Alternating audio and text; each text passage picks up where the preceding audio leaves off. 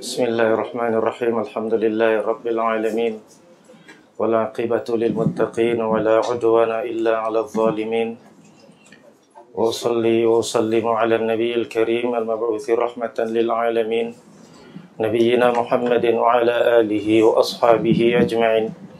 Wa man tabi'ahum bi ihsanin ila yaumiddin. Amma ba'du, fa inna asdaqal hadithi kitabullah ta'ala. وخير الهدي هدي محمد صلى الله عليه وسلم وشر الأمور محدثاتها وكل محدثة بدعة وكل بدعة ضلالة وكل ضلالة في النار. Alhamdulillah, kita panjatkan puji dan syukur kepada Allah Azza wa Jal yang telah memberikan kita berbagai nikmat dan kurnia-Nya, taufik dan hidayah-Nya untuk kita bersama-sama meneruskan usaha kita, menambahkan lagi kefahaman kita di dalam agama Allah. Sebagaimana sabda Rasulullah sallallahu alaihi wasallam, "May yuridillahu bihi khairan yufaqihu fid din." Barang siapa yang Allah inginkan kebaikan untuknya, niscaya Allah berikannya kefahaman di dalam agama.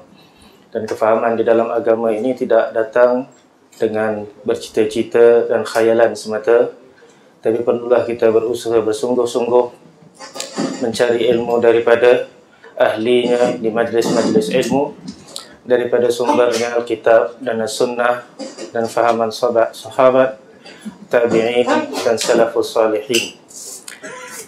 Kita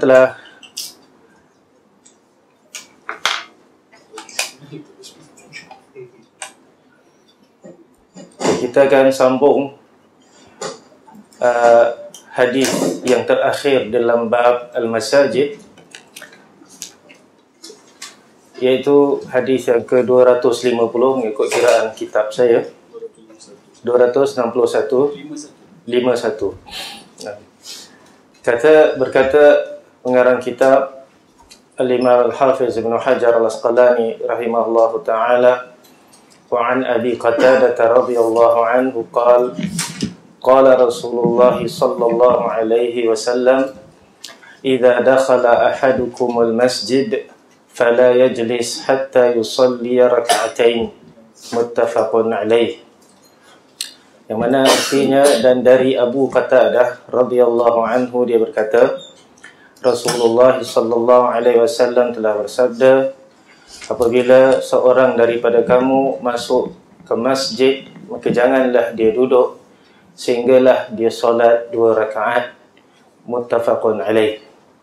Jadi ini adalah hadis yang terakhir di dalam bab masjid, hadis yang diriwayatkan oleh Abu Qatadah radhiyallahu an, dan beliau meriwayatkan hadis ini dari Rasulullah sallallahu alaihi wasallam secara lafaznya, qala Rasulullah sallallahu alaihi wasallam. Sebagaimana yang kita tahu bahawa itulah asal di dalam periwayatan. Bila seorang perawi dia berkata demikian, maka dia berkata dengan lafaz itu, qala Rasulullah sallallahu alaihi wasallam. Nah, melainkan terdapat bukti bahawa perawi itu tidak meriwayatkan hadis tersebut dengan lafaznya, tetapi hanya dengan maknanya, maka barulah kita katakan bahawa inilah riwayat dengan makna. Contohnya terdapat riwayat-riwayat lain dengan lafaz-lafaz yang berbeza, maknanya sama, lafaz berbeza, dan kita dapati bahawa kes ini hanya berlaku pada satu kali saja zaman Rasulullah SAW.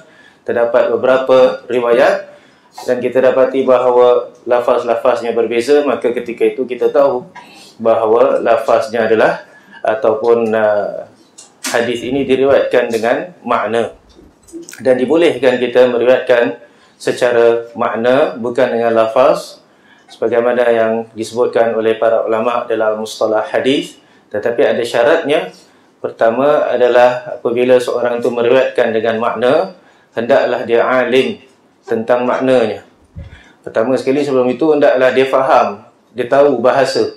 Kemudian hendaklah dia tahu meriwayatkan dengan makna, hinggakan apabila dia riwayatkan dia tidak merubah makna.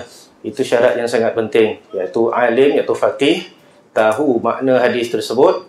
Sebab kadang-kadang sesuatu hadis itu daripada sudut bahasa maknanya begini, tapi daripada sudut ilmu syariatnya maknanya begini, yang berbeza. Jadi hendaklah dia tahu apakah maksud Rasulullah sallallahu alaihi wasallam. Kemudian bila diriwayatkan dengan makna, ia tidak menokok nambahkan pada makna tersebut hingga berubah maknanya. Dan kalau kita biasa baca di dalam kitab Sahih Muslim, nanti Imam Muslim rahimahullah ta'ala berkata, haddatsana Abu Bakar bin Abi Syaibah wa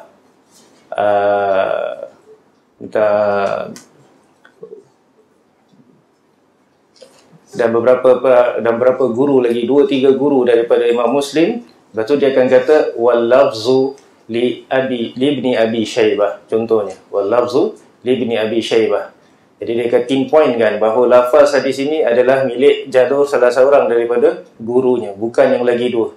Maknanya yang lagi dua tu riwayatkan juga, tapi secara makna. Baik.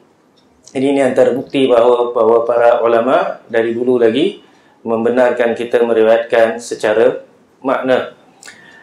Baik, al-kulli hal, wa an Abi Qatadah, dari Abi Qatadah qala Rasulullah sallallahu alaihi wasallam, idza dakhala ahadukumul masjid.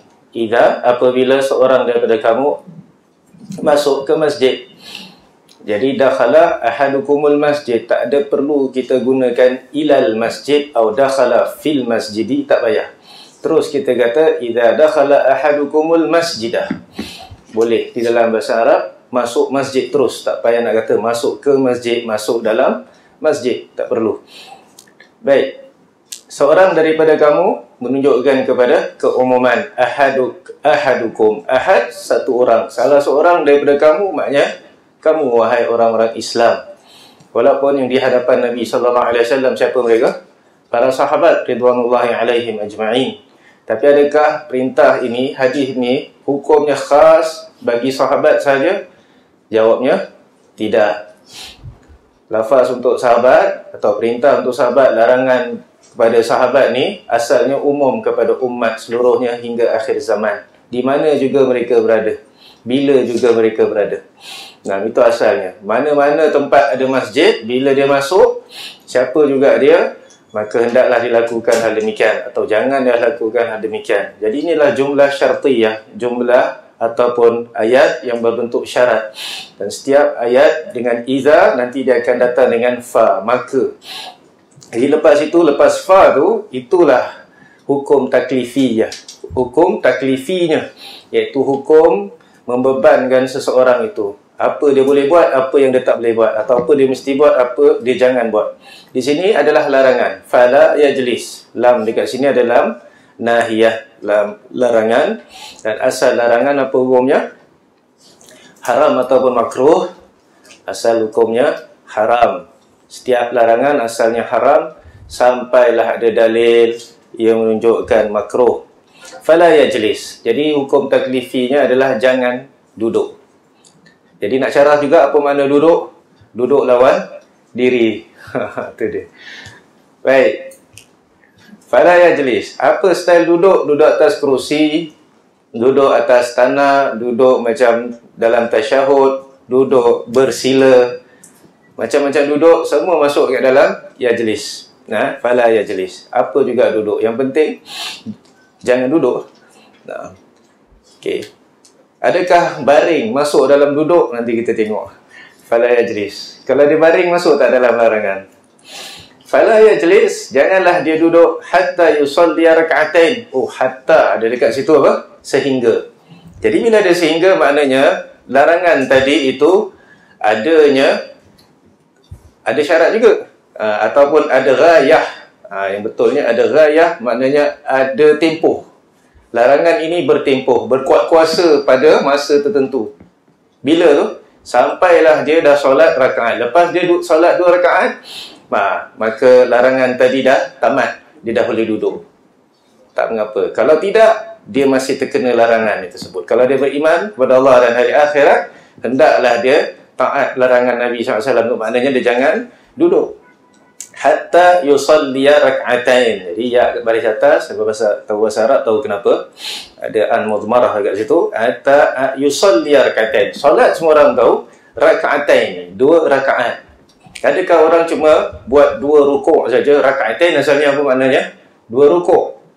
Tapi mana pergi dirinya, mana pergi sujudnya? Tak payah nak rukuk, tak payah nak diri sujud, apalagi nak duduk. Jadi dikatakan di sini ini termasuk uslub kita menyebutkan juzuknya, sebahagian daripadanya, tapi yang kita maksudkan keseluruhannya. Sebut sebahagian tapi yang dimaksudkan keseluruhan. Jadi ini sebenarnya adalah perkara yang kita belajar dalam usulul fiqh. Sebab kita kena tahu kaedah macam ini ataupun cara cakap macam ni. Jadi jangan kita ingatkan bahawa maksudnya sebahagian saja. Macam kalau kita lihat di dalam firman Allah SWT masuk dalam bab akidah, kullu man 'alaiha fan wa yabqa wajhu rabbika dzul jalali wal ikram. Semua di atasnya, yang di atas muka bumi ini akan binasa. Wa yabqa, dan yang kekal adalah wajah Tuhanmu yang maha mulia lagi maha agung. Jadi adakah wajah Allah saja yang kekal? Apa hal dengan sifat-sifat yang lain? Macam mana dengan kekuasaan Allah? Macam mana dengan kehendak Allah? Macam mana dengan rahmat Allah? Semua tersebut binasa ke? Jadi disebutkan sebahagian, iaitu wajah. Sifat sebahagian ni, adakah ia khususkan sebahagian itu saja? Jawabnya tidak. Ia menyebutkan sebahagian, tapi yang dimaksudkan keseluruhannya. Semua Allah dan segala sifat-sifatnya akan kekal. Baik, sebab sifat itu mengikuti zat. Sifat-sifat zat ini mengikuti zat. Nah, jadi di sini juga begitu. Hendaklah, janganlah dia duduk sehingga dia solat 2 rakaat. Jadi adakah, kalau kita perhatikan hadis ini, pertama ada larangan, kemudian larangan ini ada tempoh. Ada tempoh. Jadi kalau kita nak amalkan macam mana? Kita bila masuk masjid. Jadi first kali kita nak amalkan ni, kita mesti pastikan bahawa itu adalah masjid. Jadi kita kena rujuk pembahasan manakah boundary masjid. Ingat tak yang hari tu? Mana tempat masjid, sebab nanti bila ada kes ataupun pembahasan boleh tak jual beli ini dalam masjid ke bukan, kita kena tahu ini adalah masjid ke tidak. Dan begitu juga orang yang iklan-iklan sesuatu perniagaan ataupun barang yang hilang dalam masjid, maka kita kena tahu bahawa ini adalah kawasan masjid. Baik, dan telah kita tarjihkan bahawa apa yang ada di dalam tempat solat itulah masjid, dan selepas itu di luarnya semua bukan masjid, walaupun mungkin masih lagi satu apa tu namanya, pagar, masih lagi satu pagar. Nah, lebih-lebih lagi kalau dia ada bumbungnya sendiri, dan dalilnya kita katakan masjid Nabi SAW asalnya begitu. Semua berhimpit dengan dia, semua dengan tembok masjid adalah rumah-rumah orang, termasuk rumah Aisyah, rumah Rasulullah SAW. Yang kita tahu mereka macam-macam buat kat rumah. Dan Aisyah datang haid tak? Datang haid. Orang haid tak boleh masuk masjid, tapi dia dekat rumah dia. Nabi SAW panggil Aisyah untuk ulurkan khumrah, macam sejadah gitu. Kata Aisyah, inni haid, sesungguhnya aku sedang haid. Nabi SAW jawab apa? Sesungguhnya haid engkau bukan di tanganmu. Inna haidataki laisat fi yadiki. Jadi tak apa, hulurkan tangan tak apa, tapi kalau semua masuk tak boleh. Menunjukkan bahawa rumah Nabi SAW tu bukan masjid lah. Jadi kalau masjid, luar dia saja, walaupun bumbung dia tu bersambung, baik, dia tidak termasuk sebagai masjid. Ada di sana pendapat-pendapat lain yang menghadkan masjid dengan pagar. Aku lihat, bila kita katakan demikian tu, asalnya atas bawah semuanya masjid. Yang tempat yang kita dah hadkan tu, atas bawah semuanya masjid tu asal dia. Kecuali ada keadaan-keadaan tertentu bila apa? Bila orang yang mewakafkan tu mengatakan bahawa tempat ini saja masjid, lain bukan masjid tingkat 1, 2 masjid. Dan ini kadang-kadang diperlukan di tempat-tempat negara bukan Islam. Kita pernah baca fatwa-fatwa ulama, dia menerangkan bahawa kita tak ada tempat, tak ada tanah nak buat masjid, tapi kita cuma ada bangunan yang dah ada, dan kita tak boleh dapat semua. Kita cuma dapat tingkat 1, 2, 3 contohnya. Tahun 1, 2. Atas semua dah rumah orang ataupun apa semua. Adakah atas mengukur masjid? Paksa kata, ni bukan hukum masjid. Sebab orang yang beli ataupun orang yang wakafkan tu, dia wakafkan cakap 1, 2 dan 3 je. Jadi atas mungkin kedai, mungkin apa. Baik. Jadi itu pembahasan dalam hal ini. Jadi kalau macam auditorium ataupun kelas dan sebagainya, di dalam kawasan masjid tu, semua masuk dalam masjid. Masih dalam satu tembok. Apa yang di luar itu tidak mengapa. Jadi Abu Qatadah ataupun Rasulullah SAW melarang daripada menyuruh orang yang apabila masuk masjid jangan duduk. Baik. Sebab biasanya orang datang jalan kaki, jadi dia sedang berdiri, melainkan dia datang dengan wheelchair. Macam mana? Dia dah duduk dah pun. Takkan dia masuk dia kena diri. Dah lah nak dah duduk nak apa kan. Tapi maksud di sini apalah, janganlah duduk sampai dia solat 2 rakaat. Kita dah faham lah, 2 rakaat tu bukan 2 rukuk saja, tapi adalah 2 rakaat yang sempurna. Jadi apa hukum dia solat? Apa hukum dia solat bila dia masuk masjid? Adakah maknanya jangan duduk? Kalau dia tak nak duduk, dia tak payah solat. Ataupun yang sebenarnya yang diperintahkan sebenarnya suruh duduk. Yang diperintahkan di sini adalah menyuruh dia duduk. Jadi kalau dia datang ke masjid, dia nak duduk, dia hendaklah solat di dalam masjid. Kalau dia sekat jalan nak lalu saja, tak payahlah dia nak solat 2 rakaat dalam masjid. Jadi kenapa disuruh solat ini, ataupun apakah sebab solat ini? Ini tak disebutkan oleh Nabi SAW. Tapi ulama mengambil hukum daripadanya. Saya katakan ulama mengambil hukum daripadanya, mengatakan bahawa 2 solat ini sebenarnya untuk mengagungkan masjid, menghormati masjid. Jadi bukan macam rumah biasa, main masuk saja, lepas tu kita duduk, kita apa-apa semuanya, lepas tu kita nak keluar, kita keluar. Tidak, ni kita masuk, kita kena solat 2 rakaat. Kita agungkan masjid, kita hormat masjid, yang mana masjid itu adalah rumah Allah SWT. Bila kita hormati masjid itu, maknanya kita hormati Allah SWT, yang mensyariatkan masjid itu sebagai rumah ibadat kita. Jadi ni kelebihan masjid. Jadi selagi dia masjid, kita buat macam ni.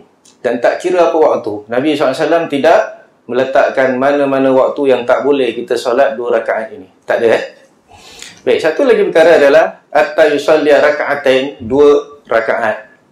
Dia solat 2 rakaat. Adakah maknanya dia tak boleh solat 3 rakaat? Kalau dia solat maghrib, contohnya dia datang, dia masuk, dia solat maghrib.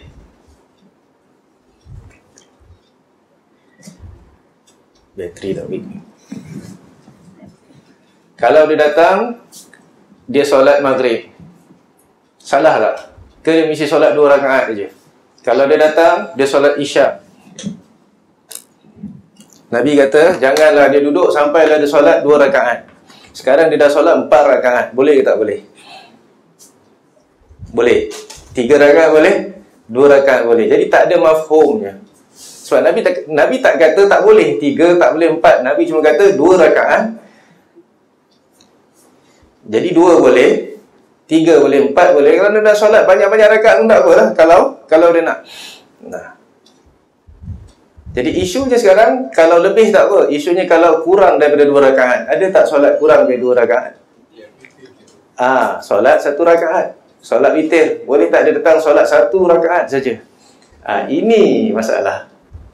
Dia datang, belum lagi solat witir. Bila tu? Subuh lah.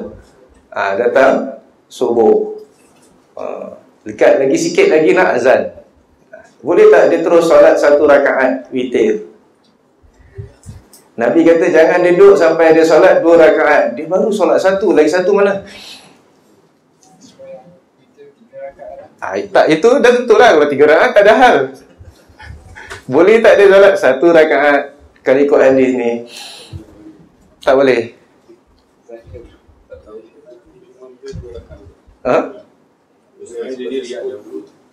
Nabi kata 2. Tapi bila kata 2, kita cakap 3 boleh pula, 4 boleh pula.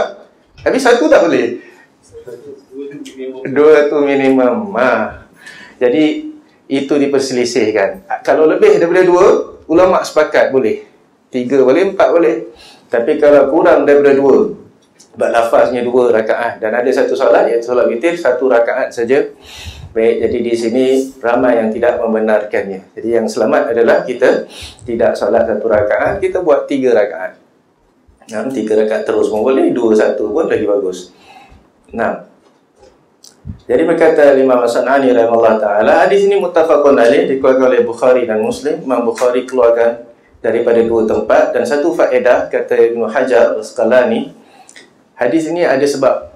Hadis ini datang bersababul wurud. Sebab Abu Qatadah radhiyallahu anhu, dia masuk masjid, baik, dan Nabi SAW, dia masuk masjid, lepas tu dia duduk lah. Dia masuk masjid, dia duduk. Dan ini bukan waktu Jumaat. Lalu Nabi SAW, apa yang menghalang engkau daripada solat 2 rakaat? Bangunlah dan solat 2 rakaat. Kemudian Nabi kata, apabila seorang daripada kamu masuk masjid, janganlah dia duduk sehinggalah dia solat 2 rakaat. Itu faedah sababul wurud ini, bahawa beliau sendiri masuk masjid dan dia duduk tak solat 2 rakaat. Dulu Nabi SAW perintahkan dia bangun dan solat 2 rakaat. Ada faedah lagi satu, ada satu masalah lagi. Boleh tak kalau seorang tu dah masuk masjid, dia terus duduk, lepas tu teringat dia belum solat 2 rakaat, ataupun orang beritahu dia malas sebenarnya nak solat 2 rakaat, sekalian orang, bangunlah solat 2 rakaat tahiyatul masjid. Okey. Dia bangun, boleh tak? Jadi tak? Ataupun lepas tak? Ke once dia dah duduk, habis burn, dia katakan dia kena bangun juga. Kalau ikut sababul wurud tadi, menunjukkan bahawa dia kena bangun. Dan terdapat riwayat lain, kali ini daripada Abu Dzar, diriwayatkan oleh At-Tabarani rahimahullah ta'ala, sebagaimana dalam Al-Fath, ini Fathul Bari, bahawa Abu Dzar pula masuk masjid, Nabi SAW sedang duduk bersama sahabat-sahabatnya, Abu Dzar pun duduk, dan Nabi SAW suruh dia bangun dan solat 2 rakaat. Jadi sama juga kes. Tetapi ada satu hadis, kali ini hari Jumaat, dan yang masuk namanya Sulaik Al-Ghatafani. Sulaik bin Hadiyah Al-Ghatafani, seorang sahabat Nabi SAW daripada Madinah. Hadis ini dikeluarkan oleh Al-Bukhari dalam Kitabul Jum'ah. Jadi dia masuk masjid, Nabi SAW sedang di atas mimbar. Ini sedang berkhutbah, khutbah ni, khutbah. Dia datang, lepas tu dia duduk. Jadi Nabi SAW sedang khutbah, Nabi berhentikan khutbah ni sekejap, cakap dengan Sulaik ini, bangunlah. Dan Nabi tanya dulu, Salaita raka'atain? Kau dah solat 2 rakaat ke belum? Sulaik kata belum. Qum farka' raka'atain, bangunlah dan solat 2 rakaat. Dan ada sambungannya, apabila seorang daripada kamu masuk masjid, jangan dia duduk sampailah dia solat 2 rakaat. Kemudian Nabi SAW sambung khutbahnya. Tadi dalam Sahih Al-Bukhari. Tetapi di sana ada juga hadis yang nampak macam bercanggah dengan hadis ini. Ada Nabi SAW atas mimbar juga, sedang solat Jumaat ataupun hari Jumaat.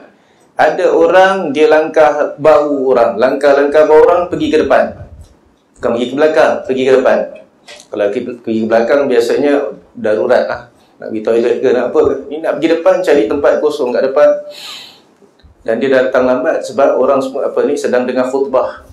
Jadi Nabi SAW kata, ijlis faqad azait, duduklah kerana engkau telah menyakitkan orang, kau telah mengganggu orang, sebab dia langkah-langkah bahu orang. Hadis ini bercanggah dengan hadis-hadis yang kita baca ni, sebab hadis ini tak suruh dia solat 2 rakaat. Macam mana? Tapi banding dengan yang tadi, hadis tadi Bukhari, hadis ini tak ada kat sampai Al-Bukhari. Hadis yang Nabi suruh duduk, tapi sahih juga. Jadi di sini terdapat percanggahan. Apa hukum solat tahiyatul masjid? Apa hukum solat tahiyatul masjid? Baik, kita baca dulu apa kat dalam syarah. Al-hadis naha anil julusid dakhil ilal masjid. Hadis ini melarang orang duduk, orang yang masuk ke masjid daripada duduk melainkan setelah dia solat 2 rakaat, dan ia adalah tahiyatul masjid, dan zahirnya wajib. Zahirnya hukumnya wajib. Jumhur berpendapat bahawa ia tidak wajib. Zahirnya wajib, zahir hadis tu wajib, tapi ulama faham dia tak wajib. Jadi kalau nak hukumkan sesuatu zahir yang wajib kepada tidak wajib, kepada sunat saja, mereka kena bawakan dalil yang memalingkannya kepada sunat. Jadi apa dalil mereka? Hadis yang kita baca tadi, biqauli sallallahu alaihi wasallam lilladzi ra'ahu yatakhatta, orang yang langkah-langkah bahu orang. Sekarang masih ada lagi tak orang buat langkah-langkah bahu orang? Masih. Tu favorite. Memang dia tiap-tiap minggu dia buat gitu. Muka dia je boleh tangkap kat CCTV. Kalau Nabi nampak Nabi sedang khutbah, Nabi akan suruh dia duduk depan-depan semua orang. Ijlis faqad adait.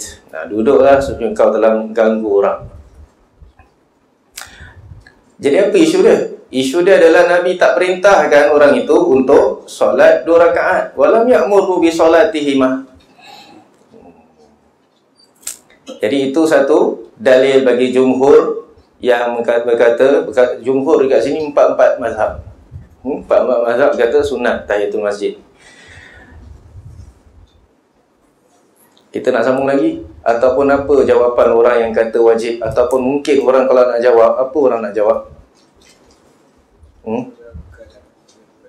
Hadis Abu Daud itu adalah dalam keadaan darurat, ramai sangat orang. Jadi daripada sampai tak ada tempat nak sembahyang, jadi sekarang suruh dia. Nabi dah suruh dia duduk pasal dah tak ada tempat.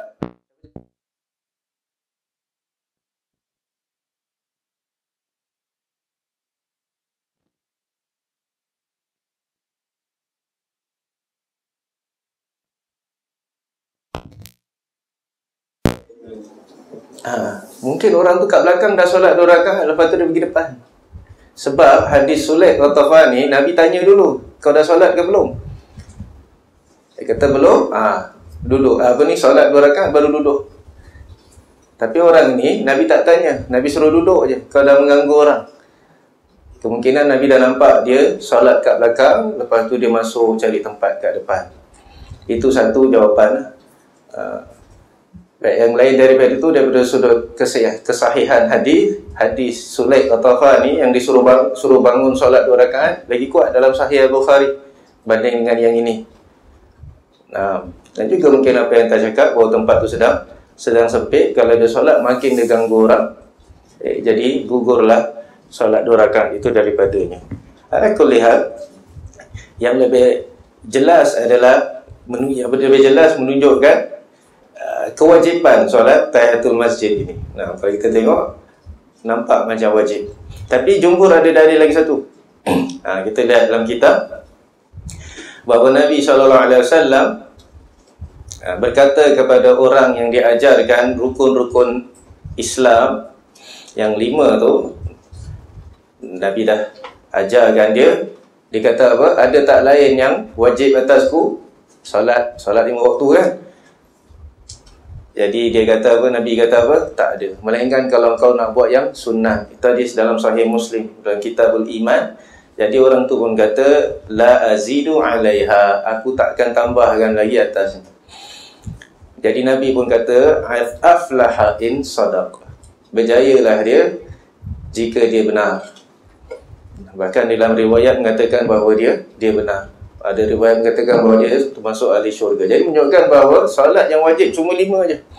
Tahiyatul masjid ni kalau wajib, Nabi akan terangkan kat situ juga. Sebab melewatkan bayan, penerangan daripada waktu yang diperlukan, yakni sampai keluar waktu, kata orang tu. Nak terangkan mesti dalam waktu yang kita perlukan. Dah over dah, maka itu, yakni lepas tu baru orang tu tahu bahawa wajib, maka itu dah lambat dah. Dan itu tak boleh bagi hak Nabi SAW yang merupakan penyampai syariat.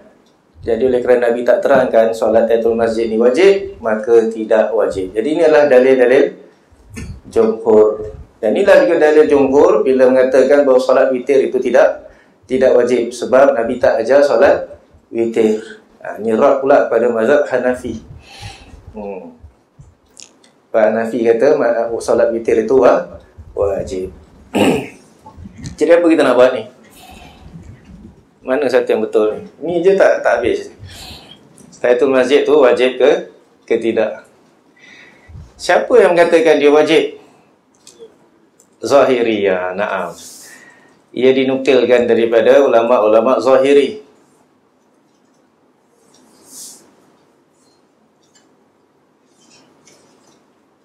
Okay. Kita baca sikit apa kata Syekh Al-Bassam dalam Tawdihul Ahkam.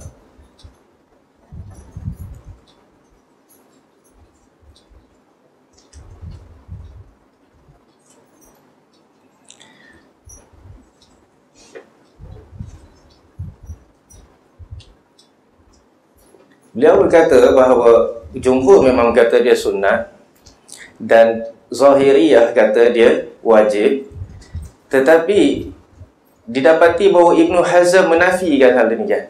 Dia kata tak wajib. Nah, terbalik pula tu. Padahal Ibn Hazm adalah ulama Zahiri. Macam mana? Jadi kita pun takut nak cakap solat ini wajib kalau jumhur kata tak wajib. Jadi apakah maksud wajib dekat sini? Kalau wajib seperti wajibnya solat 5 waktu, maka kita katakan solat ini tak sampai fardu macam tu lah, tak sampai wajib macam tu. Tapi kalau kita katakan dia wajib seperti wajibnya solat jenazah, wajib ke tidak? Wajib juga. Tapi Nabi tak ajarkan kepada orang yang nak masuk Islam tu. Dan begitu juga solat-solat lain, Nabi tak ajarkan kepada dia. Tapi semuanya adalah solat yang dari sudut zahirnya adalah solat-solat yang wajib. Tapi dia wajib bersebab. Jadi kita katakan solat ini dikhilafkan oleh ulama, tahiyatul masjid ni wajib ataupun sunnah. Jumhur mengatakan dia tidak wajib berdasarkan dalil-dalil tadi, tetapi tetap di sana ada pendapat yang mengatakan bahawa zahir dia wajib, maka hukumnya wajib, sampailah ada dalil yang kuat mengatakan dia tidak wajib. Dan apa lagi, Nabi SAW perintahkan seorang itu untuk solat sedangkan imam berkhutbah. Sedangkan Allah SWT berfirman, "Idza nudiya lis-salati min yaumil jum'ati fas'au ila dzikrillahi wa dzarul bai'." Apabila dipanggil untuk solat Jumaat pada hari Jumaat, maka hendaklah bersegera kepada mengingat Allah dan tinggalkanlah jual beli. Tiba-tiba, yakni ingat Allah SWT dan khutbah termasuk zikrullah. Tiba-tiba awak solat. Bila awak solat, awak dah tak dengar lagi apa yang khatib cakap. Dan terdapat di dalam akhir suratul Jumu'ah, wa idza ra'auka wa idza ra'au tijaratan aw lahwan faddu ilaiha wa tarakuka qa'ima. Apabila mereka melihat satu jual beli dan perkara yang sia-sia, mereka pergi kat tempat tu dan mereka tinggalkan kau berdiri, yang ni berdiri atas mimbar. Itu kata-kata kebanyakan ulama tafsir. Itu berlaku pada zaman Nabi SAW. Ada kafilah datang bawa barang jual beli, so ada banyak yang yang keluar, tinggal sedikit saja. Dan mereka tinggalkan Nabi SAW berkhutbah. Jadi ini adalah orang ataupun perintah. Kalau kita disuruh solat untuk tahiyatul masjid, kita sedang melanggar perintah untuk mendengar khutbah. Ada lagi kan hadis-hadis yang menerangkan suruh dengar khutbah. Apabila khatib di atas mimbar, maka janganlah kamu berkata-kata hatta kepada kawan sebelah pun. Suruh diam. Jika kamu lakukan demikian, faqad laghaut, maka engkau telah buat sia-sia. Ini sia-sialah Jumaat, tak ada pahala baginya. Itu amar ma'ruf nahi munkar, wajib tu hukumnya, dilarang. Ini pula disuruh solat. Kalau solat ni sunat, takkanlah Nabi akan suruh dia solat 2 rakaat. Jadi mesti solat ni adalah solat 2 rakaat yang wajib. Jadi ini adalah dalil bagi orang mengatakan solat tahiyatul masjid ni wajib. Berat. Jadi perintahnya berat. Perintahnya berat. Jadi kalau boleh kita jangan tinggalkan. Jadi apa masail hadis ini? Yang paling masyhur adalah berkaitan dengan apa hukum solat tahiyatul masjid pada waktu-waktu haram. Waktu haram maknanya apa? Waktu yang diharamkan untuk kita solat. Sebabnya ada larangan-larangan bila kita baca bab al-mawaqit, kan ada? Kitab al-mawaqit, bab waktu-waktu solat, ada 5 waktu Nabi SAW larang kita solat. Apakah waktu-waktunya? Selepas subuh sampai, selepas solat subuh lah, sampai terbit matahari. Lagi? Nanti dululah, asal pula tu tengah hari dulu. Waktu solat matahari tegak di atas sampai zawal, ini sampai zuhur. Lagi? Lepas asar sampai terbenamnya matahari. Itu 3, mana lagi 2? Lagi 2 mana? Awak hafal 3 je.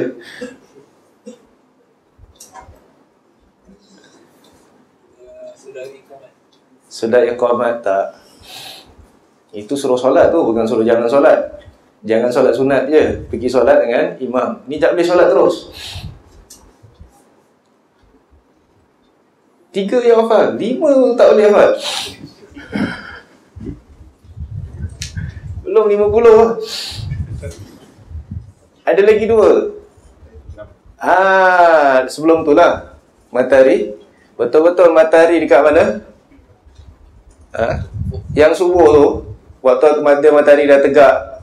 Betul-betul tu. Yang dinamakan tanduk syaitan. Lagi satu apa? Matahari tegak juga, tapi dia tengah bukan tegak, ada kat ufuk, dia nak naik. Satu lagi matahari dekat ufuk, dia nak turun. Jadi lebih kurang dalam 10 minit lah sebelum sebelum isyraq, syuruk. Satu lagi 10 minit sebelum maghrib. Baik. Dan antara 5 waktu ni ada yang lebih keras larangannya. Yang mana? Antara 5 ni berapa yang lebih berat larangannya?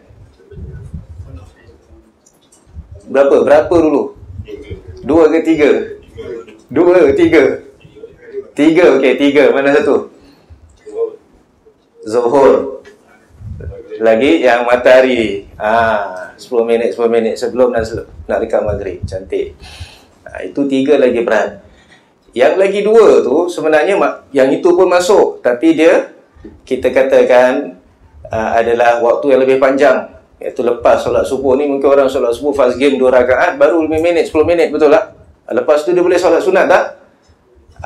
Ikut hadis tak boleh, sampai waktu duha lah. Seperti isyraq, yang ni waktu duha tersebut. Tapi dalam waktu tu ada lagi berat lagi, iaitu bila matahari betul-betul di situ. Yang kita pernah lukis kat sini. Kemudian maghrib pun sama, asar itu dilarang secara umumnya. Dia solat 10 minit aja, lepas tu tak boleh solat lagi. Semua solat tak boleh, termasuk patutnya bila dia masuk masjid. Tapi bila sampai lagi 10 minit nak dekat maghrib, nak terbenam matahari, lagi berat hukumnya.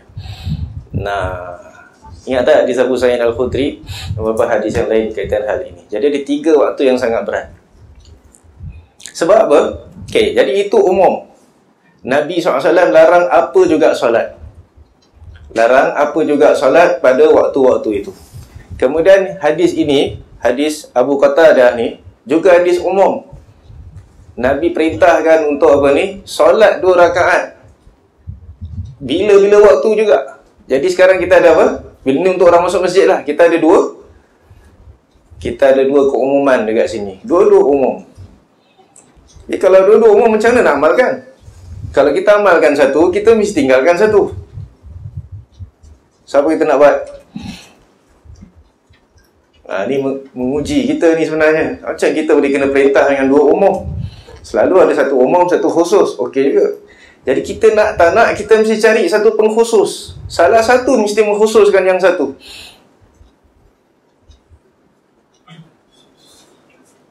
Salah satu hadis ni mesti khusus. Maknanya, kalau kita nak amalkan salah satu, kita mesti khususkan salah satu hadis ini kepada hadis yang lagi satu. Jadi ulama mengatakan bahawa boleh kita solat. Mereka mengkhususkan apa ni? Hadis ini. Minta maaf. Mereka menjadikan hadis ini pengkhusus kepada hadis pengharaman waktu. Hadis pengharaman waktu tu umum.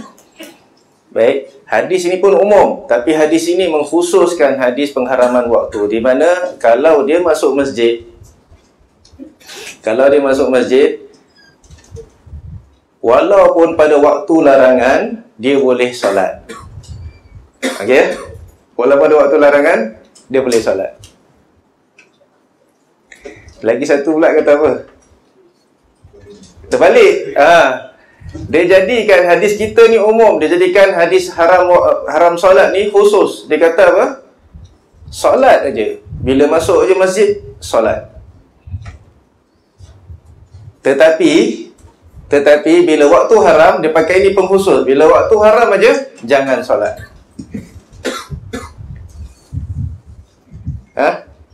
Berapa ni? Baik, yang penting daripada sudut pendalilan, saya nak kasih tahu pada awak, apakah, macam mana kita tengok mana satu yang boleh mengkhususkan yang satu lagi. Kita sekarang ada dua lah. Nak diri susah.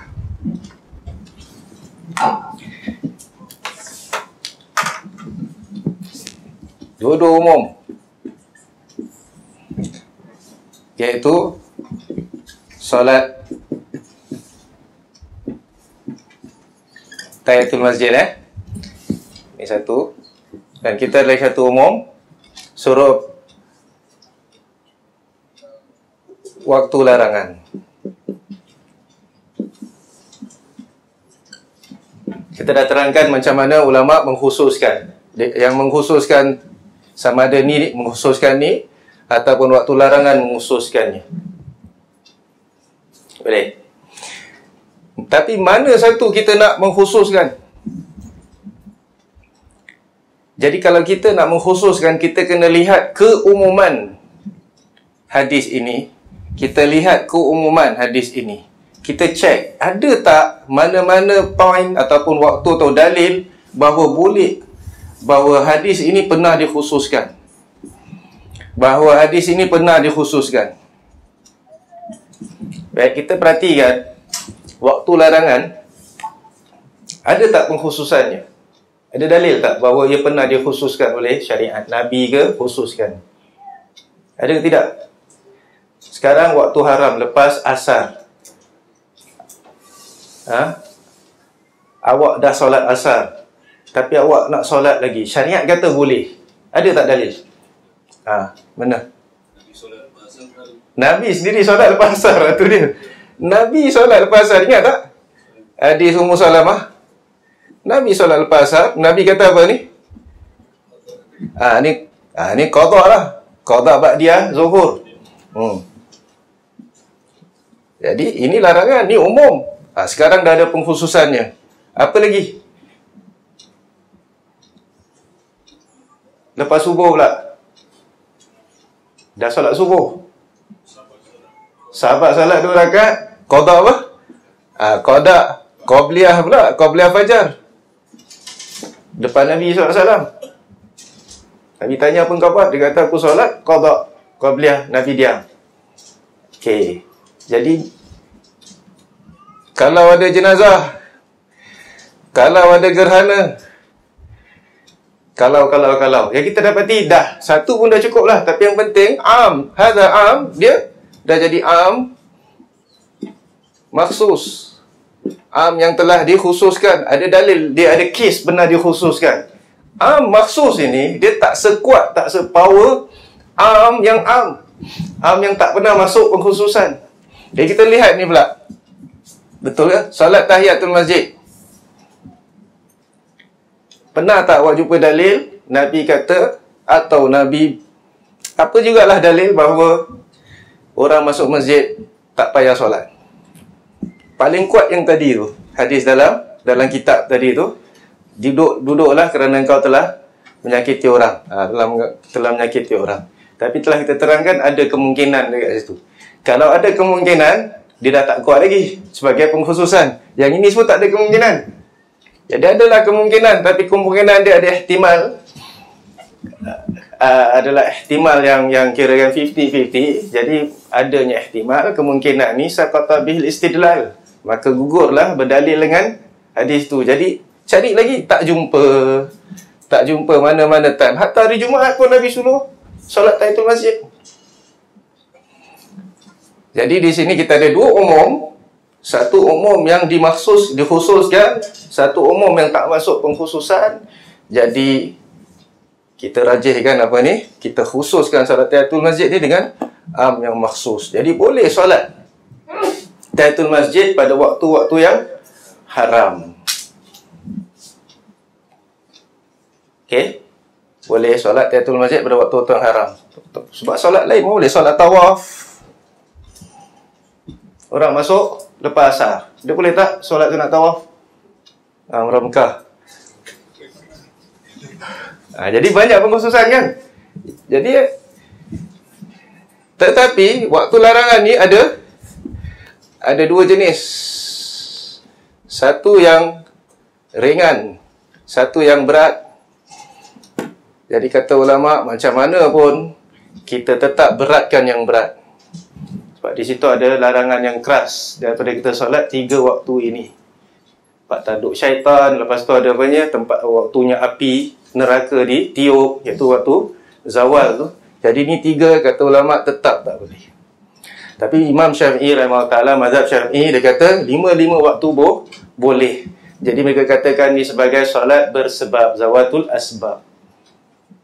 Tapi mengikut tahqiq, masyarakat kita katakan bahawa walaupun ya ikut ada sebab, tapi tak boleh lepaskan macam itu juga. Kita tetap keraskan dia juga pada waktu-waktu yang berat, itu 3 waktu tadi. Ni semua adalah untuk apa? Untuk solat yang bersebab. Tetapi bukan semua solat bersebab ini masuk kat dalam sini, boleh dikhususkan. Sebab solat bersebab ni ada macam-macam jenis sebab. Sebab orang kalau masuk masjid ni sebab. Dan kalau orang lepas wuduk, dia nak solat sunat wuduk, sebab. Kalau dia nak solat istikharah pun, sebab. Sebab tak semuanya. Semua boleh khususkan. Semua kita boleh buat waktu larangan. Gerhana pun sebab, jenazah pun sebab. Lain tau, tapi ni semua berat-beratnya sebab. Tapi kalau solat wuduk ni, sebab kuat tak ni? Tak kuat. Jadi kita tak benarkan dia. Solat ni solat apa? Oh, solat wuduk tak boleh.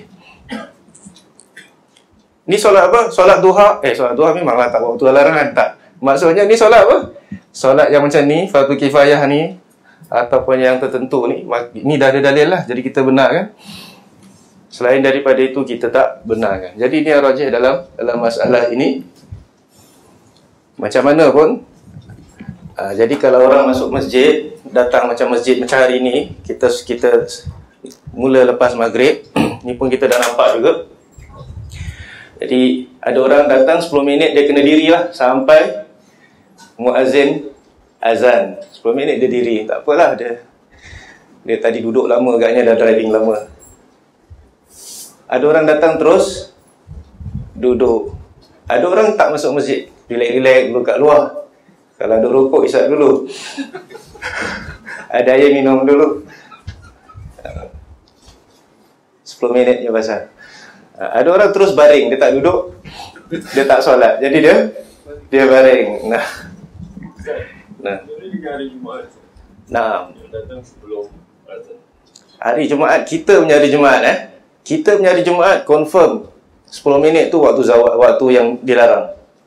Sebab zaman Nabi SAW, dia punya solat Jumaat tu kadang-kadang dicepatkan.